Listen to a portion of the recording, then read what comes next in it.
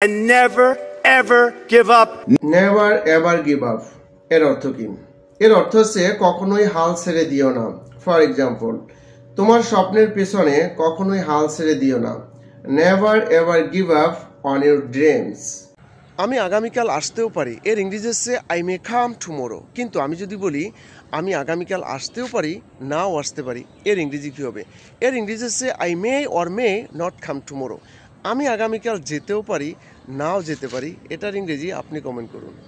Think over think, এ দুটোর মধ্যে পার্থক্য কী?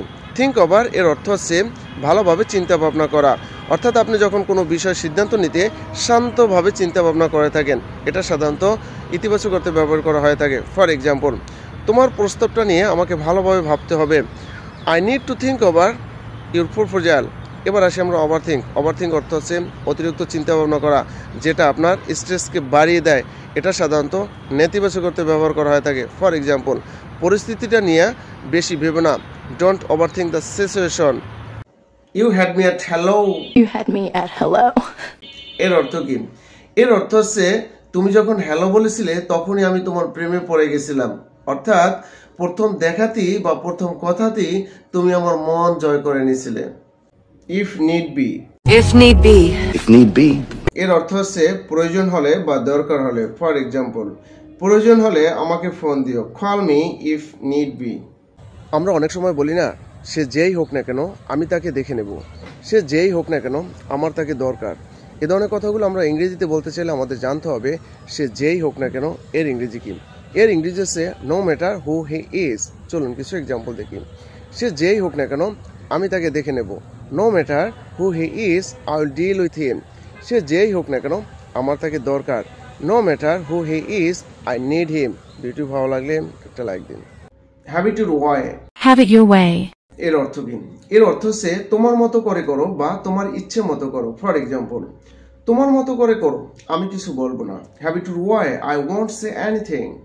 No hanky panky. No hanky panky. No hanky panky. এর অর্থ হচ্ছে কোনো ছলছাতুরি নয় বা কোনো ফাঁকিবাজি নয়। ফর এক্সাম্পল, আমার ক্লাসে কোনো ফাঁকিবাজি নয়। No hanky panky in my class. Never break down. Never back down, do you, boy? এর অর্থ হচ্ছে কখনো ভেঙে পড়ো না বা কখনো হাল ছেড়ে দিও না। ফর এক্সাম্পল, যে পরিস্থিতি আসুক কখনো ভেঙে পড়ো না। No matter what situation comes, never break down. You just dug your own grave. You just dug your own grave. এর অর্থ হচ্ছে তুমি নিজেই নিজের সর্বনাশ ডেকে এনেছো বা তুমি নিজেই নিজের বিপদ ডেকে এনেছো। আক্ষরিক অর্থে তুমি নিজেই নিজের কবর খুঁড়েছো। আমার প্রয়োজন নেই বা আমার দরকার নেই, আমার এটা প্রয়োজন নেই, আমার ওটা প্রয়োজন নেই, এ ধরনের কথা আমরা প্রায় বলি। এর ইংরেজি কি আমরা অনেকেই জানি না। এর ইংরেজি হচ্ছে আই ডোন্ট নিড ইট অথবা আই ডোন্ট নিড দ্যাট। তার প্রয়োজন নেই, এটার ইংরেজি আপনি কমেন্ট করুন। Thanks but no thanks. Thanks, but no thanks. এর অর্থ কি? এর অর্থ হচ্ছে ধন্যবাদ তবে আমি সেটা চাই না। এর মানে হচ্ছে ধরুন আপনাকে কেউ সাহায্য করতে চাইল কিন্তু আপনি তার সাহায্য নিতে চান না, তবে আপনাকে সাহায্য করার জন্য সে যে ইচ্ছা প্রকাশ করলো সেজন্য আপনি তাকে কৃতজ্ঞতা জানালেন। For example, do you need some help? Thanks but no thanks. It's written all over your face. It's written all over your face. It's written all over your face. এর অর্থ কি? এর অর্থ হচ্ছে তোমার চেহারা দেখি সব কিছু বোঝা যাচ্ছে। ফর এক্সাম্পল, তুমি যে মিথ্যে বলছো সেটা তোমার চেহারা দেখি স্পষ্ট বোঝা যাচ্ছে। It's written all over your face that you are lying. তুমি না আসা পর্যন্ত আমি অপেক্ষা করব, তুমি না আসা পর্যন্ত আমি যাব না। এ ধরনের কথাগুলো আমরা ইংরেজিতে বলতে চাইলে আমাদের জানতে হবে তুমি না আসা পর্যন্ত এর ইংরেজি কি। এর ইংরেজি হচ্ছে আনটিল ইউ কাম। চলুন কিছু এক্সাম্পল দেখি। তুমি না আসা পর্যন্ত আমি অপেক্ষা করব। I will wait until you come. তুমি না আসা পর্যন্ত আমি যাব না। I will not go until you come. তুমি না আসা পর্যন্ত আমি খাবো না। I will not eat until you come. No one in, no one out. No one in, no one out. No one in, no one out. এর অর্থ হচ্ছে কেউ ভিতরে ঢুকতে পারবে না, কেউ বাইরে বের হতে পারবে না। ফর এক্সাম্পল, লকডাউনের সময় পুলিশ ঘোষণা করলো কেউ ভিতরে ঢুকতে পারবে না, কেউ বাইরে বের হতে পারবে না।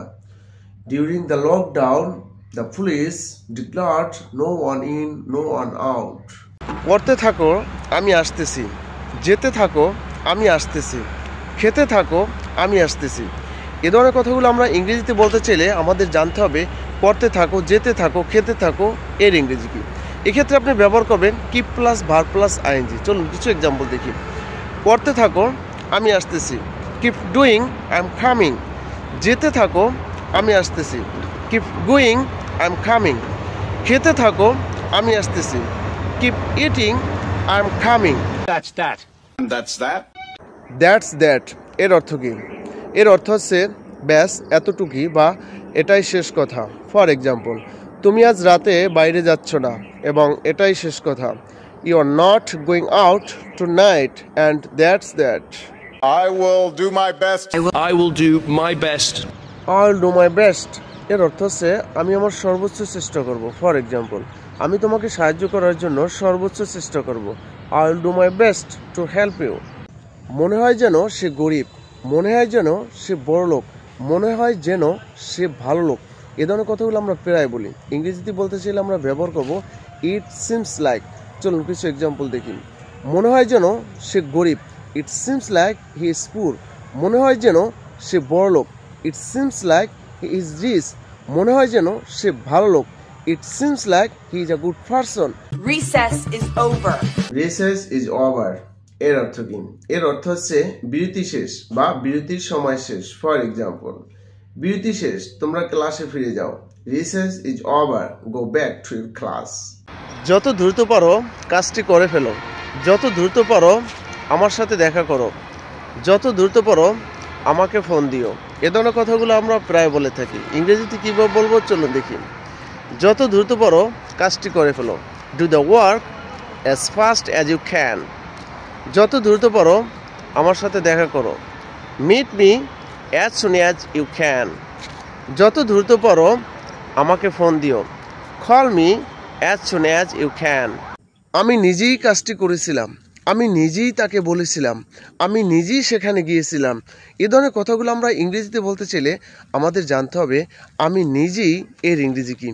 এর ইংরেজি হচ্ছে আই মাইসেলফ। চলুন কিছু এক্সাম্পল দেখি।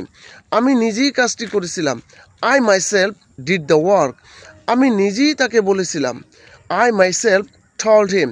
আমি নিজেই সেখানে গিয়েছিলাম, আই মাইসেলফ ওয়েন্ট দেয়ার। আমি নিজেই এখানে এসেছিলাম, I myself came here. Speak your mind. Speak your mind. Speak your mind এর অর্থ কি? এর অর্থ হচ্ছে তোমার মনের কথা খোলাখুলি বলো বা যা ভাবছো সেটা সরাসরি বলে দাও। ফর এক্সাম্পল, তুমি আমার সাথে সবসময় তোমার মনের কথা খোলাখুলি বলতে পারো। You can always speak your mind with me. I would if I could. I would if I could. এর অর্থ কি? এর অর্থ হচ্ছে আমি পারলে অবশ্যই করতাম বা সুযোগ থাকলে আমি করতাম, বা আপনি এটাও বলতে পারেন ক্ষমতা থাকলে আমি করতাম। ফর এক্সাম্পল, আমি পারলে তোমাকে সাহায্য করতাম, I would help you if I could. Everything's on the table. Everything's on the table. Everything is on the table এর অর্থ কি? এর অর্থ হচ্ছে সব ধরনের সম্ভাবনাই খোলা আছে বা সব বিকল্পই বিবেচনার মধ্যে আছে। ফর এক্সাম্পল, এই আলোচনায় সব ধরনের সম্ভাবনাই খোলা আছে। In this negotiation everything is on the table. My mind is made up. My mind is made up. My mind is made up. এর অর্থ কি? এর অর্থ হচ্ছে আমি সিদ্ধান্ত নিয়ে ফেলেছি। ফর এক্সাম্পল, আমি সিদ্ধান্ত নিয়ে ফেলেছি আমি চাকরিটা ছেড়ে দেব। My mind is made up, I will quit the job. Don't overdo it. Don't overdo it. Don't overdo it. এর অর্থ কি? এর অর্থ হচ্ছে অতিরিক্ত করো না। ফর এক্সাম্পল, ভালোবাসা ভালো কিন্তু অতিরিক্ত ভালোবেসো না। Love is good but don't overdo it. Don't sell yourself short. Yourself short? Don't sell yourself short. এর অর্থ কি? এর অর্থ হচ্ছে নিজেকে ছোট করে দেখো না। ফর এক্সাম্পল, নিজেকে ছোট করে দেখো না, এই প্রজেক্টে তুমি দারুণ কাজ করেছো। Don't sell yourself short, you did an amazing job on this project. I don't overindulge in. Overindulge in এর অর্থ হচ্ছে অতিরিক্ত করা বা বেশি করে করা বা বাড়াবাড়ি করা। ফর এক্সাম্পল, আমি মিষ্টি বেশি খাই না। I don't over indulge in sweets. আমি কোনো কিছু নিয়ে বাড়াবাড়ি করি না। I don't over indulge in anything.